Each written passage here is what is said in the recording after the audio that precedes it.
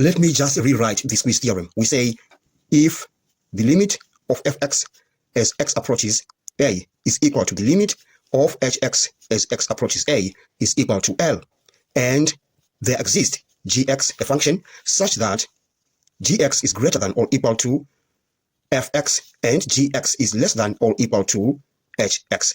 Then we say the limit of gx as x approaches a is also equal to L, because gx is squeezed between these two functions, and the limit of these functions as x approaches a is equal to L. Therefore, we say this limit as x approaches a is also equal to L. Now, let's go back to the question.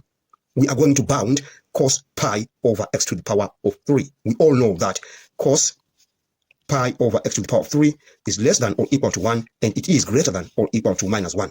Now, we are going to multiply both sides of this inequality by x to the power of 4. Our main aim is to create this function. So we have minus x to the power of 4, we have x to the power of 4 cos pi over x to the power of 3, and we have x to the power of 4, and we have managed to create this function gx. Now, let's evaluate this limit of fx as x approaches 0 and this limit of hx as x approaches 0. And we say the limit of minus x to the power of 4 as x approaches 0 is equal to 0.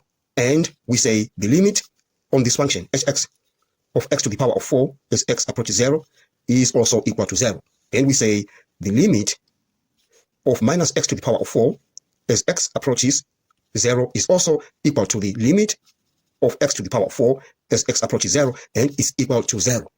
And therefore, by the squeeze theorem, we say the limit of this function, because it is squeezed between these two functions, of x to the power of 4 cos pi over x to the power of 3 as x approaches 0 is also equal to 0.